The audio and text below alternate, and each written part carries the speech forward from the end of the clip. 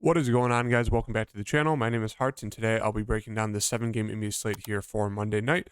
So if you're new to the channel, hit that like button and subscribe, and I'll see you guys in this breakdown, going over some of my favorite core plays, pivot plays, value plays, all that good stuff. Before I get into it, just want to go over my lineup from, I think it was 2 days ago. I took the weekend off. It felt great.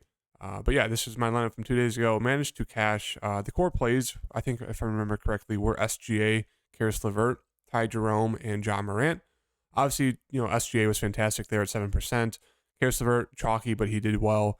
Ty Jerome, super chalky, but he did great as well. And then John Morant, it was just super disappointing. Obviously, he's a smash spot, but of course, can never have a good pay-up option in a smash spot go off for me. They always do bad. But yeah, I managed to cash, nothing crazy there. Looking to get back on track this Monday. Going into this new week, hopefully we get some takedowns, get some cashing. Core plays have been very solid the past week and a half, so looking to continue that streak into tonight. Obviously, we have a 7-game slate. There's a good amount of injury news here on this slate that could definitely change up the build of the slate. It seems like it's going to be more stars and scrubs. Like we got the Milwaukee news, we got some news in Minnesota and Houston. I think that's kind of the main news. A little bit of Boston, Orlando news as well. So yeah, it probably will be a stars and scrub build for this slate. But yeah, stay updated with me on Twitter at HeartDFS. Check out my free Patreon. The slate write-ups will fully start happening once again this week. I know I've just been doing kind of my core plays in those posts, but I will start doing the full slate write-ups. I know a lot of people like that, so stay tuned for that if you're not on that free Patreon. But starting off with this first game, Boston and Orlando. The big news is that Smart's still out, Brogdon is still out, and then Robert Williams is questionable. It's looking like he will possibly be out. I'm assuming he is. He got pulled from that last game. I don't think they're going to throw him in the next game. We'll have to wait and see. But right now, Tatum looks like a fantastic spend up. I mean, he's already been playing like 38 minutes a game. Going to see a few more. Him and Brown look fantastic. I actually have a good amount of interest in Brown, even though he's like scoring dependent at times. It's just, you're getting a good matchup here versus Orlando. He's going to see like 41 to 42 minutes. He's still way too cheap there at that price tag, 9,200. So he looks like a very solid spin up play there. But there is that risk that he's super scoring dependent at times. With these guys out, it should be a starting lineup of Brown, Tatum, Horford, White, and most likely Grant Williams. The other guys more secondary pieces. Like sure, you can get to these guys. If I had to pick one, it'd probably be Derek White. He should see close to 30 minutes. His minutes aren't a guarantee, but I'd say at least 30. Decent point per minute guy. So he'd be my favorite out of those three. And then Horford would be my second. Grant Williams, at that price tag, don't really like it. He should see about 30-ish minutes, maybe a few more, but he's just very, very score independent if he's hitting his threes. The rest of the team, they're going to dust off Luke Cornett a bit. I don't think you need to go there. The only value I do really like is going to be most likely Peyton Pritchard, just because he's a solid point per minute guy. He will be aggressive when he's out there and shoot the ball. Can run the offense a little bit. So yeah, 3,300 for him. He looks like a great value play on today's slate. Moving on to Orlando. They're just more like a team of secondary plays. Like it's really hard to break them down just because Panchero Palo was the number one option, but like look at the minutes. I know there's been blowouts, so he's lost minutes because of that, but he just hasn't been great recently. Franz has kind of taken over the number one role the past few games, so I'm not sure if there's a change of philosophy in terms of their offense recently. I haven't seen any news, but yeah, it's just more secondary plays. Like it's a solid price for him, not the best matchup. Solid price for Franz, solid price for Wendell. I'd say out of the three, my favorite probably would be Wendell. And then I don't mind taking a shot on Fultz. He had a very solid game that last game.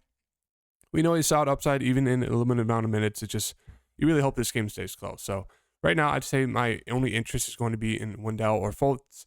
Don't mind the other guys as secondary plays. Like sure, you can get to Cole Anthony. He's kind of up and down in his minutes. And that's really about it. I don't think there's a need to dip down into anyone else. Jonathan Isaac is back. He'll probably see 15 and 20 minutes. Don't think you get to go there yet. So not a lot of interest on Orlando. Moving on to Milwaukee. Giannis is questionable. Middleton is questionable. I think they're both probable for tonight's game. So with everyone back, the only interest for me is going to be Giannis. Great matchup here. You just worry about a blowout risk. Everyone else is just priced up way too much for Giannis and Middleton being out. Like Drew 9K, Portis 7.6K is just way too much to pay for, Holiday and Portis at those price tags with Giannis and Middleton back. So it's really just going to be Giannis for me. Sure, you can take a shot on Brook Lopez. I don't mind it. It's 6K, but that's really it. Even the value plays are all priced up. So it's really just going to be, maybe a dart throw on a guy like Brook Lopez at that price tag. We know he's upside with the blocks. Could get you a double-double, but with Giannis back, it's really just going to be Giannis for me. Moving on to Detroit, another frustrating team to break down. Bogdan, we know he's a little bit of upside. He's a very solid shooter, scorer. Going to play the minutes. It just comes down if he's hitting his shots and if this game can stay close. If he does, I don't mind him as like a mid-range contrarian play. You don't feel great about locking him into your lineup, but he's definitely there. Same thing with Killian Hayes. He has upside, just not the best matchup. I don't think I'm going to go to anyone on Detroit as of right now. Ivy's priced up a little bit too. His minutes have been great recently, but we've seen times where his minutes are just very, very, skewed in terms of him just knocking the minutes. But yeah, Saddiq Bey's probably been their best player the past 4 or 5 games. The only interest I do have is going to be Duren. Not the best matchup here, but should see, I'd say at least close to 30 minutes, if not a little bit more. We know he does have some solid upside, as you can see in some of these games. Yeah, so I do like Duren a good amount as of right now. 4,500 should see about 30-ish minutes. Has double-double upside, so I think he's way too cheap there at 4,500. The rest of the team, just sure you could take a shot on some of these guys, but it's really just going to be Duren for me. Moving on to Atlanta and Chicago. On the Atlanta side, don't mind Trey, don't mind DeJounte. They'll see the minutes. I prefer getting to Trey. Really hasn't had a ceiling game recently, so he'd be my favorite. And then Capella. I really, really like Capella here. I think he slid back into the starting lineup against Charlotte there. Should be the starter in this game against the Bulls. It's just if he's off the minutes limit, which I think he might be. Really like him at this price tag. 5.5 is way too cheap for Capella. He's kind of back to the normal of, that double-double pretty much every game. So he is upside into high 30s, into the 40s, maybe even 50 if he's doing very, very well. But yeah, really like Capella here. As you can see, 57 there versus Pelicans, 45 versus Utah. So another smash spot here against the Bulls. So really, really like Capella here, 5.5. And the rest of the team, just more tournament options, secondary plays. Like if you wanted to get to someone, I'd say be Trey, DeJounte, or Capella. John Collins, okay. With everyone back, don't really love him and his upside. Hunter's there. Should see the minutes. It just comes down if you can hit shots. He should get anywhere from 25 to maybe 35 fantasy points. Don't mind him, especially that price tag. He's solid. If Bogdan is out, we could look to an AJ Griffin. We could look to a Jalen Johnson down here at 3,000. They'd definitely fill in those, power forward, small forward, backup position roles. And Kungu, if he's out, just be a little bit more minutes for maybe John Collins, Capella. So yeah, a little bit of interest in Atlanta right now. Chicago, not a lot of interest. Everyone's just kind of priced up to kind of their max, basically like 9.6 for Zach. He's been scoring the ball better recently, but that's just a little bit too much for me. We do have DeRozan back, as we saw in that last game versus Detroit. I think DeRozan would probably be my favorite of the three. Vooch has been the most consistent recently. But yeah, they're all priced up way too high for me. If you had to pay up for someone, I'd say it'd be DeRozan. That's about it.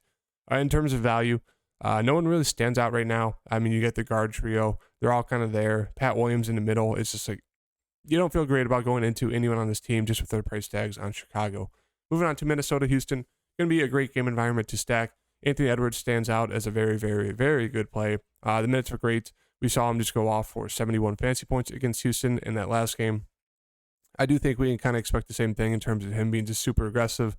No one's going to be able to stop him. So love Anthony Edwards. He's going to be super popular. As of right now, I really like him in this spot. If Gobert's back, I do have a good amount of interest in him. A small Rockets team, he should be able to feast on the offensive boards, defensive boards. So I do like the upside here for Gobert if he starts. If he's out, we're going to have to go back to Naz Reid here, who's been massive pain. Can't stay out of foul trouble. Past 4 games, 5, 3, and 3. And these 3 and 3s were in the beginning of the game where he pretty much missed the whole first half. So, yeah, I mean, Naz Reid's super, super foul prone. You could definitely fade him, but we've seen massive, massive upside with him. Where is it? 40 against Miami, 52 against Dallas. So he's 51 against OKC. So he's huge upside. It's just if he can stay out of foul trouble, that's the risk with him. In terms of the rest of the team, Kyle Anderson, of course, he goes for a triple-double 3 games in a row, but he drops back down to earth on that, game against Houston. So I don't mind him. Secondary plays, same thing with D'Lo. D'Lo has probably the highest upside alongside Gobert when it comes to guys on the team if you're not going to be playing Anthony Edwards. That's really it for me. Not a lot of interest, in terms of value. Powell and Torian Prince are going to be the best value plays. Prefer getting to Prince. don't think you need to take a shot on Nathan Knight or Luke Garza. That's just super, super risky. In terms of Houston here, Sengun's been playing fantastic. I don't mind if you ride the hot streak here. He just had, 57 against Minnesota the last game, but goes Bears back. That does help defensively, kind of stopping Sengun. He's just more of an okay play for me. I know he'll be super popular. He's been great past 3 games, but it's just hard for me to trust those minutes and just the usage right now. I know, KPJ is still out. Jalen Green, he's there. It's just not a lot of interest for me in this team unless Jabari Smith's going to be out. Or if he's in, I don't mind him here.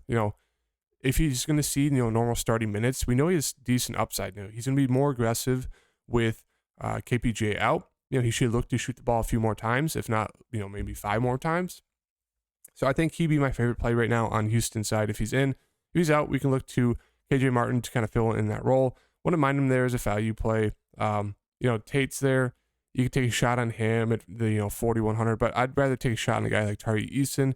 He'd probably be my favorite play as of right now. 3,800 should see mid-20s minutes, especially if Jabari Smith is out. So he'd probably be my favorite play as of right now. Moving on to Charlotte, Utah. Utah's a team we want to attack. LaMelo Ball is questionable. I doubt he plays today. I'm assuming they'll probably hold him out for this game. So that means Rozier looks great here at 8,000. Minutes are there, as I said, with Rozier at the beginning of the season when they had no LaMelo. Really just comes down to if he can hit his shots, because he's going to get the minutes, he's going to get the shot attempts. It just comes down to if he can hit those shots and if he gets just, a few peripheral stats. If he does, he looks great there at that price tag of 8,000, especially against Utah. In terms of like secondary pieces, no real standout plays for me. Like, Plumlee looks okay at that price tag. PJ's price came up. Hayward's there at 5,300. Maybe you could take a shot on him, seeing close at 30 minutes.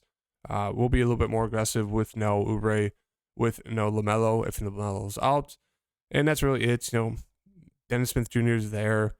There's not a lot to like. It's really just me, the Terry Rozier show. Maybe PJ will step up. I mean, you can take a shot on him. I don't mind him at that price tag. The minutes have been great recently, but another guy that's super, super foul prone. So that could definitely derail your lineup if you play him and he gets in foul trouble. So right now it's just going to be Terry Rozier for me, and that's it. Moving on to Utah. They get a great matchup here versus Charlotte. Laurie, okay. Rather get to Clarkson at that price tag. Just a little bit more upside at that price tag for me with Clarkson. I do like Kessler a good amount. We know he has huge upside the last game. A little bit of a blowout there. 13.5 fantasy points. Just he's a rookie. That happens at times. So I don't mind running back with Kessler. Hopefully that gets people off of him with that recent game. But yeah, 5,800 for him is still a solid price tag. Rest of the team, Sexton will be a very solid value play. But that's really it. And then moving on to San Antonio and Portland. San Antonio side, interest is really just going to be Portal for me. Sure, you can get to Trey Jones, Keldon Johnson. They're kind of be the leaders in the teams in terms of usage and offense, but it's going to be Portal.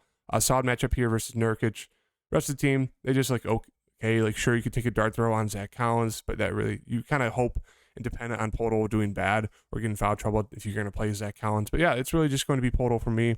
Moving on to Portland, we got Dame, solid, Nurkic, solid. This team, just solid price points. No real standouts. If I had to, choose to, it'd be obviously the two at the top, Nurkic and Dame. I do have a little bit of interest in Jeremy Grant. More of just like those minutes are solid. It just comes down if you can hit shots. He's another score-independent player. But that's really it. And then moving on to that last game of Memphis and Sacramento. Another great game environment here.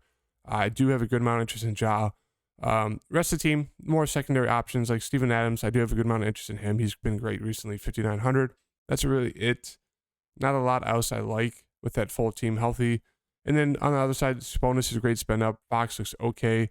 Don't mind Herter in a tournament setting or Monk, and that's really going to be it. The minutes have been great in Keegan. Some of those games have been without Sabonis, but that's really going to be it. It's just going to be, Monk's always worth a tournament dart throw if you want a guy who's pretty cheap.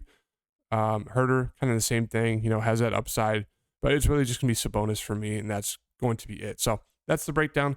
These are kind of the 4 main standouts for me as of right now. We'll have to see if that changes with any injury news, so make sure to stay up to date with me on Twitter. Hit that like button. I'll see you guys in the next video. Peace.